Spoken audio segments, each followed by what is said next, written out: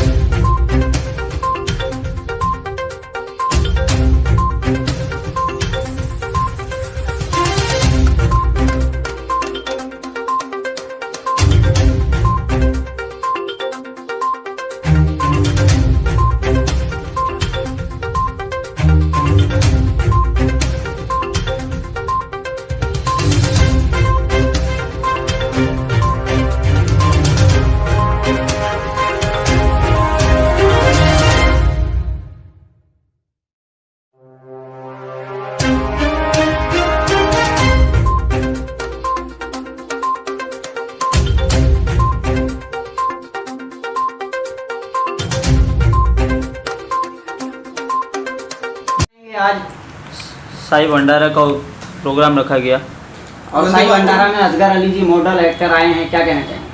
पहले तो वंदे मातरम, सभी को सादर प्रणाम। आज हमारे साथ असगर भाई आए हैं। इनका हाल ही में एक वीडियो लॉन्च हुआ है, इनका एक एल्बम रिलीज हुआ है तू मेरी इबादत।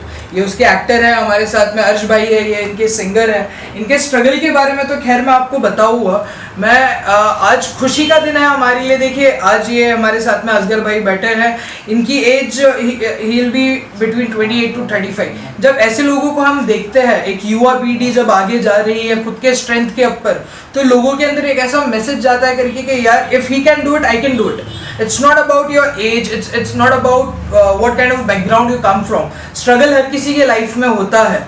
हर कोई एक व्यक्ति अपने संघर्ष से ही आगे बढ़ता है। जब ऐसे हमारे भाई आगे बढ़ते हैं तो एक युवाओं के अंदर एक मैसेज जाता है करके यार, ये मेरा भाई, ये मेरे साथ में उठता है, ये मेरे साथ में बैठता है, ये कर सकता है। तो इनसे और भी लोगों को हौसला मिलता है करके कि नहीं यार, हमें भी करना चाहिए। इन्होंने अपने संघर्षों पे ध्यान नहीं दिया, इन्होंने अपनी चीज़ को फोकस रखा, अपना जो विजन था, अपना जो गोल था उसको बना के रखा और इन्होंने एक एल्बम लॉन्च किया तू मेरी इबादत। मेरे ख्याल सेकेंड एल्बम और थर्ड एल्बम शूट हो गया, नेक्स्ट मंथ तक इसका लॉन्च हो जाएगा। काफ़ी खुशी है हमें करके कि आज असगर भाई यहाँ पे साई भंडारे में आए हैं। तो असगर भाई बताइए इसके बारे में। मुझे बहुत अच्छा लगा, रोहित भाई ने आज मुझे इनवाइट किए as a chief guest and बच्चे लोगों को खाना सर्व करके I feel very happy and proud. और भाई ऐसा ही हर थर्सडे के दिन भंडारा रखते हैं और इंशाल्लाह हम हर इनका साथ भी देंगे। Thank you so much. क्या कहना चाहेंगे, जैसे कि आप भी युवा हैं, रोहित जी भी युवा हैं, युवाओं को क्या मैसेज देना चाहेंगे? सोशल वर्क करिए, लोगों की मदद करिए, ज़्यादा से ज़्यादा लोगों को जोड़िए और मेडिकल्स हेल्प होती है लोगों को, उसके लिए आगे आके सपोर्ट करिए।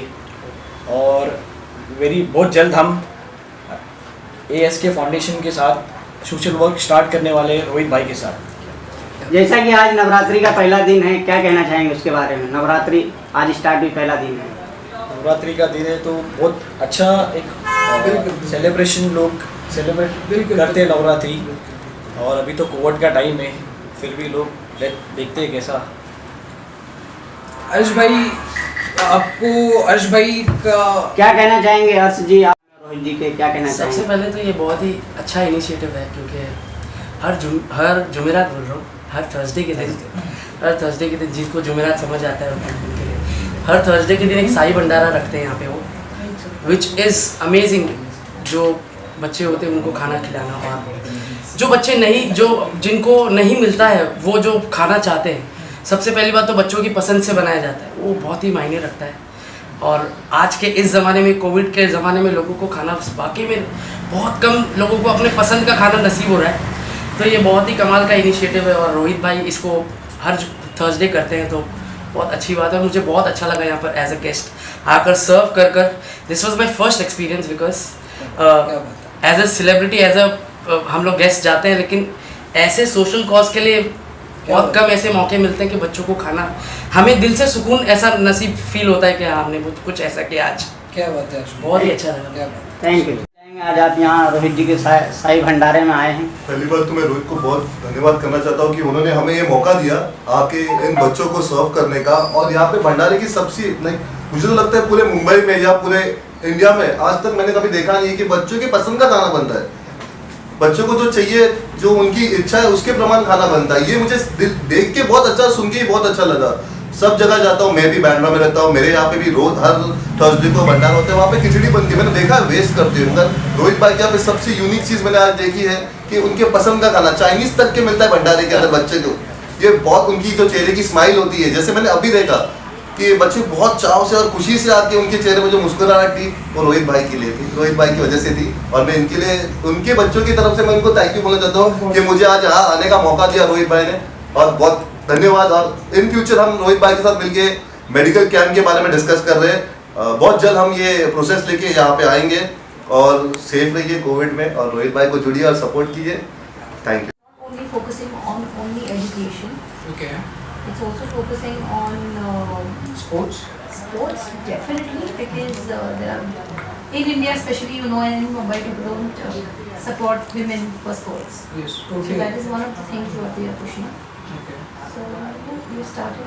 So basically you guys are like, you know, हाल ही में हिंदुस्तान को सबसे ज़्यादा अगर गोल्ड मेडल्स मिले हैं ओलंपिक में तो वो इसी वर्ष में मिले हैं।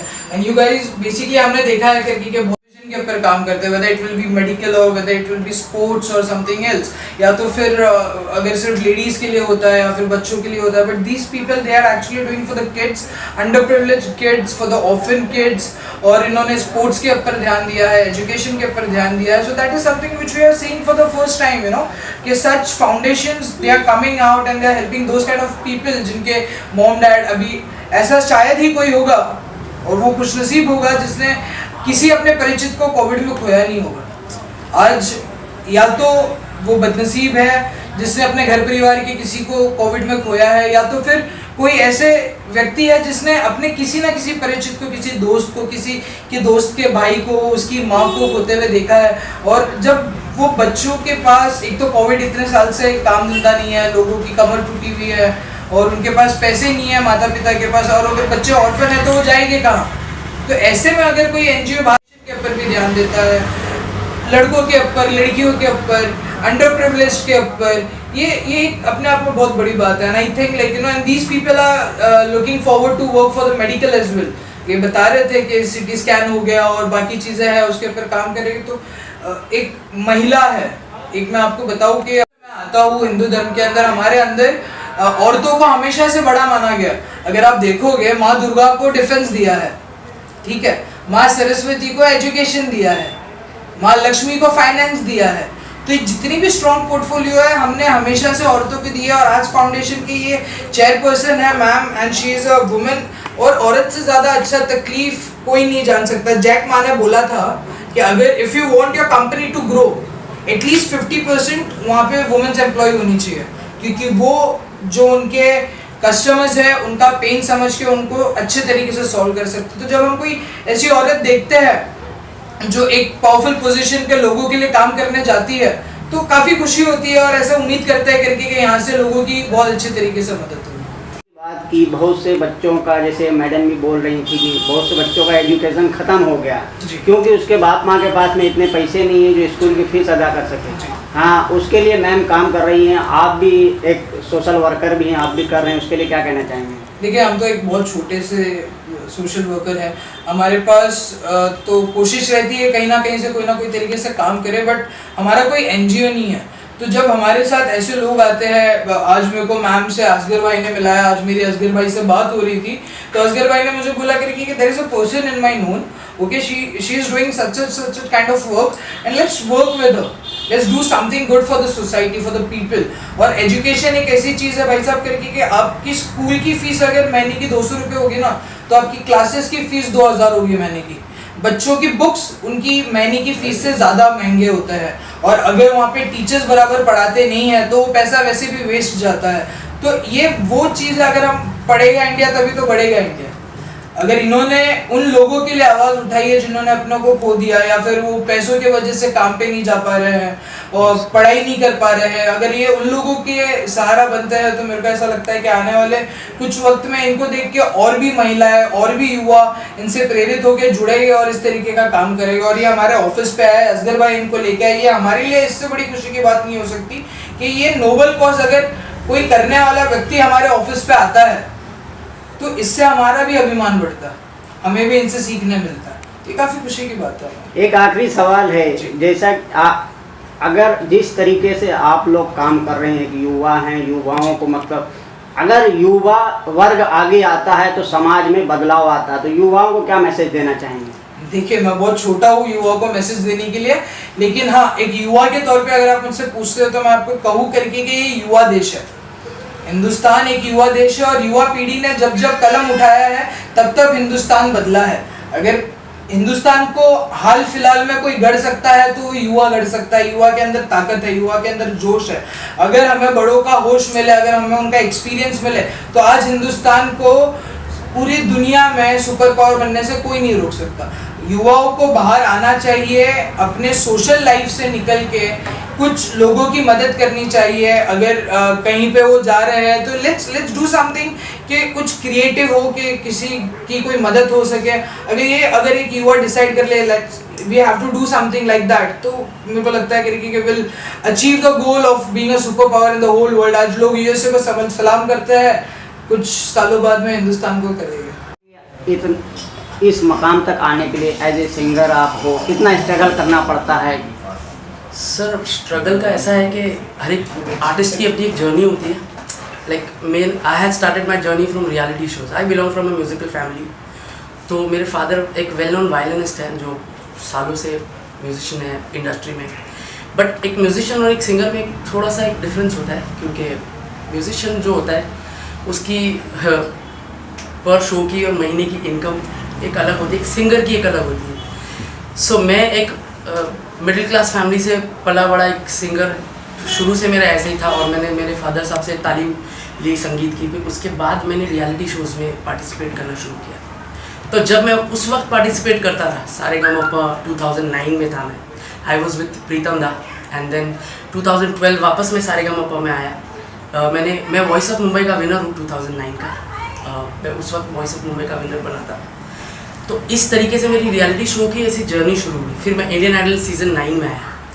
तो ये सीज़न जो रियलिटी शो में आने का जो रीज़न है वो यही स्ट्रगल ही है सर, क्योंकि सबसे इम्पॉर्टेंट चीज़ होती है कि जब हम प्लेबैक सिंगिंग करने के लिए हम स्ट्रगल करते हैं, म्यूज़िक डायरेक्टर्स के पास जाते हैं जब तो उस वक्त ऐसा होता है कि उस वक्त ऐसा था कि रियलिटी शोज़ के सिंगर्स को प्लेबैक्स नहीं दिए जाते थे। उन लोगों को साइड कास्ट कर दिया जाता था कि रियलिटी शो में सुना है इसको, ऐसा है। और दूसरा, आजकल का स्ट्रगल ऐसा हो गया कि सर हर कंपनी के एक्सक्लूसिव आर्टिस्ट हो गए। हमें ही नहीं पता हम कौन सी कंपनी के एक्सक्लूसिव आर्टिस्ट बने और कैसे क्या करें। लेकिन ऊपर वाले का करम है कि हम हमारे तरीके से, हमारी जैसी जर्नी चल रही है, हम जुड़े हुए हैं अच्छे लोगों के साथ। I am working with Shankar Ehsaan Loy since years. Shankar Madhavan sir ने मुझे अभी फेमस एड गवाया है जिसका आपने सुना होगा, टाटा स्काई का, जिसके लिए मुझे अवार्ड मिला है best jingle voice of the year. क्या क्या दिखाए ये खिड़की, आपने देखा होगा टाटा स्काई का, तो इसके लिए मुझे अवार्ड मिला है। और फिर मराठी मूवी में मेरा एक ब्लॉकबस्टर सॉन्ग था with Arijit Singh, singing sensation Arijit Singh, that is कटियार कालजा ब्रूस ली में यार इलाही। तो इस हिसाब से ऐसे छोटे छोटे हम लोग काम करते करते आज इस मुकाम पर पहुँचे और अपना एक एल्बम भी लॉन्च किया हम लोग ने, तू मेरी इबादत, which is going very good. Asgar भाई ने उसमें एक्ट किया है और अंकिता परमार जी ने साथ में को एक्ट्रेस हैं वो, और आवेज़ यूसुफ आज़ाद का म्यूज़िक है उसमें। तो गाना बहुत अच्छा चल रहा है और बहुत ही अच्छा रिस्पांस मिल रहा है लोगों का फ्रॉम द फिल्म फ्रेटर्निटी। लोग ऐसे बोल रहे हैं कि हम लोगों ने बहुत अच्छी कॉम्पोजिशन सुनने को मिली है बहुत टाइम बाद। तो stay tuned for the next songs which are lined up and looking forward. आज यहाँ पे है, इनका हमने एल्बम देखा, इनके 2 एल्बम्स आने वाले हैं नेक्स्ट मंथ के अंदर। मेरे को तो इनका एल्बम अच्छा लगा, इनकी सिंगिंग अच्छी लगी, इनकी एक्टिंग अच्छी लगी, जो इन्होंने बैकग्राउंड यूज़ किया वो अच्छा लगा। और एक बहुत मोटिवेटिंग है करके यार हमारे असगर भाई आज हमारे साथ यहाँ बैठते हैं। थोड़े टाइम के बाद में हम इनको पर्दे पे देखेंगे, आने वाले कुछ दिनों के बाद में हम इनको थिएटर्स में देखेंगे। तो ये जो इनका जो जर्नी स्टार्ट हुआ ना, एक बांद्रा वेस्ट का एक बांद्रा बॉय, वहाँ से निकल के जब ये हमारी टीवी एलईडीज पे आ गए, आने वाले टाइम पे थिएटर्स में आएंगे, तो ये काफ़ी खुशी की बात है। और ऐसे बंदे जब करते हैं ना, जब इतने यंग लोग आगे निकल के स्ट्रगल करके जब आते हैं इतने आगे, तो बड़ा अच्छा लगता है हमें। और असगर भाई आए इसके लिए बहुत